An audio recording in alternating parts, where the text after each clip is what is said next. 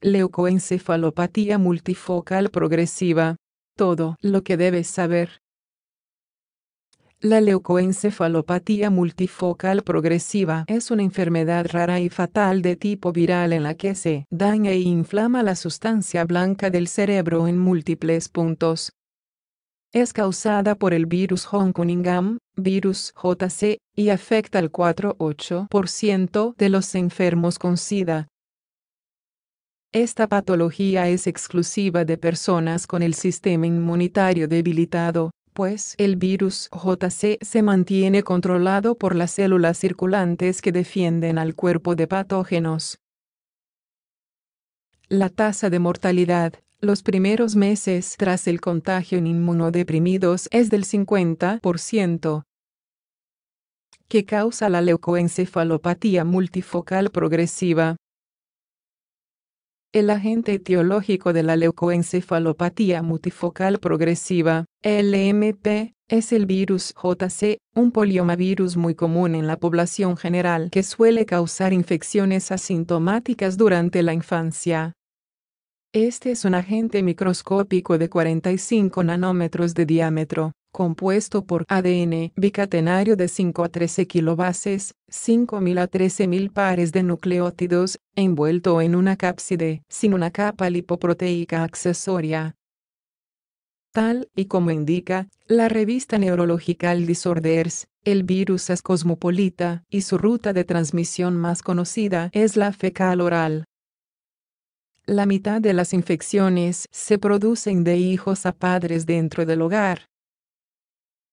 Este virus afecta al 70-90% de la población mundial en algún momento de su vida y casi todas las personas ya lo han contraído antes de los 40 años. Como hemos dicho, genera infecciones asintomáticas, pero el cuadro es diferente en pacientes inmunodeprimidos. Mecanismo patogénico del virus. Una vez el virus entra en el organismo humano, suele asentarse en las amígdalas palatinas, unas acumulaciones de tejido linfoide en el fondo de la cavidad bucal, a cada lado de la garganta. Tras ello, viaja al tracto gastrointestinal y se instala en las células mucosas del intestino o los riñones, permaneciendo inactivo y latente. Cabe destacar que la disposición genética del virus JC es distinta en su forma activa y en la inactiva, tal y como indica el portal StatBearls.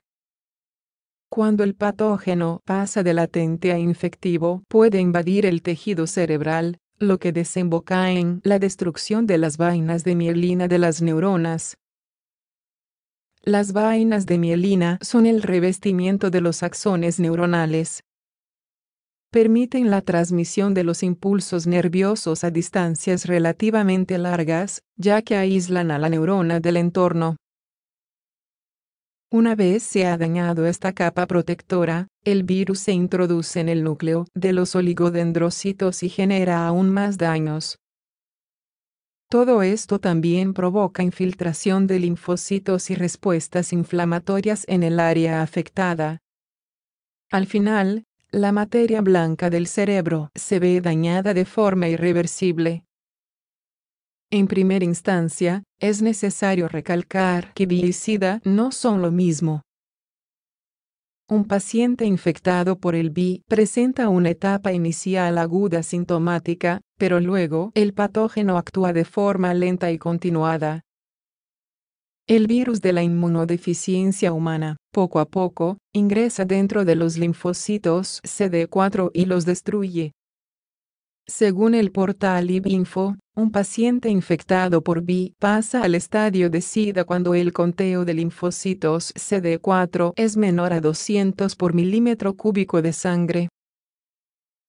Esto significa que su sistema inmune ha perdido parte de su funcionalidad y, por ello, patógenos inocuos pueden volverse un verdadero problema. El virus JC aprovecha esta inmunosupresión para provocar el cuadro citado. Por esta razón, el 80% de los pacientes con leucoencefalopatía multifocal progresiva son bipositivos y se encuentran en la última etapa de la enfermedad, SIDA. El pronóstico 2 años después de la instauración de los síntomas es muy precario. Otros factores de riesgo para LMP. Más allá del SIDA, las patologías malignas hematológicas son las causantes del 10% de los casos de leucoencefalopatía multifocal progresiva, LMP. Los cánceres del tipo leucemia o linfoma de Hodgkin pueden afectar el número de linfocitos viables circulantes, lo que se expresa como inmunosupresión. Por otro lado, un 5% de los LMPs se ven propiciados por el consumo del fármaco natalizumab, prescrito en el tratamiento de la esclerosis múltiple, la psoriasis y el lupus. La terapia con anticuerpos monoclonales se ha asociado a la aparición de la enfermedad, aunque aún queda mucho por conocer. Síntomas y desarrollo de la enfermedad. Tal y como indican los manuales MSD, el virus permanece latente y no causa síntomas hasta que se reactiva. Existe cierta controversia, pues algunos investigadores han detectado al virus JC dentro del tejido cerebral de pacientes sanos, mientras que otros argumentan que solo invade esta zona en el momento de infección agresiva. Sea como fuere, la sintomatología general depende de la zona del encéfalo que primero sea atacada. Entre los signos clínicos más comunes podemos citar los siguientes: torpeza, debilidad y dificultad para hablar y pensar. El déficit motor, el deterioro cognitivo y los problemas visuales son los 3 pilares de las enfermedades desmielinizantes. A medida que la enfermedad avanza, el paciente presenta dificultades graves para moverse y valerse por sí solo. La debilidad en las extremidades empeora de forma drástica con el tiempo.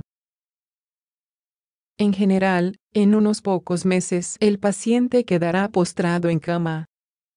Es normal que la muerte se produzca entre 1 y 9 meses después de la instauración de los síntomas. Sobre todo, la enfermedad reporta un pronóstico extremadamente pobre en las personas con cánceres de sangre. La instauración puede ser gradual, lenta o subaguda. Cuanto mayor sea el inmunocompromiso del paciente, más rápido y agresivo se presentará el proceso de desmielinización. De todas formas, más de la mitad de los pacientes mueren de forma irremediable. Exámenes de diagnóstico. Según la Biblioteca Nacional de Medicina de los Estados Unidos, fijarse en el historial del paciente es el primer paso para detectar la leucoencefalopatía multifocal progresiva. Una vez se sospecha de la patología derivada de la inmunosupresión, se puede recurrir a muchas pruebas diagnósticas, entre ellas el análisis de sangre con conteo leucocitario. Si el paciente presenta menos de 200 linfocitos CD4 por cada milímetro cúbico de sangre, se vincula al VIH-Sida. Esto, junto con una PCR sanguínea, puede ayudar a determinar la presencia de virus de la inmunodeficiencia humana circulante en el torrente de la persona enferma. Una vez se han realizado pruebas superficiales, se acude a técnicas de imagen, como la tomografía computarizada o la resonancia magnética nuclear. Esto puede ayudar a evidenciar los daños e inflamación en el tejido neuronal, así como los focos de afectación en el cerebro. Por último, se puede hacer un examen de líquido cefalorraquídeo para buscar el virus JC como paso diagnóstico final. En casos contados, también se recurre a una biopsia del tejido cerebral, aunque no suele ser necesario. Tratamiento de la leucoencefalopatía multifocal progresiva. Como estamos ante una enfermedad viral, el uso de antibióticos es inútil. Se ha explorado el posible efecto de muchos fármacos antivíricos, como el cidofovir, en esta patología, pero los resultados no son concluyentes. Otros medicamentos para el tratamiento de ciertos cánceres también se han puesto a prueba, pero no parecen funcionar. Por esta razón, el abordaje principal se basa en la restauración autoinmune, tal y como indica el portal Elsevier. En los pacientes con SIDA, la terapia antirretroviral, TAR, es de gran utilidad, pues aumenta el conteo de linfocitos CD4 de forma considerable y disminuye la prevalencia del virus JC en el líquido cefalorraquídeo. Sin embargo, a pesar de que se mejore el conteo leucocitario, el daño neurogénico permanece en el tiempo. Por ello, los pacientes que sobreviven suelen quedar con secuelas permanentes a nivel de psicomotricidad, desarrollo cognitivo y visión.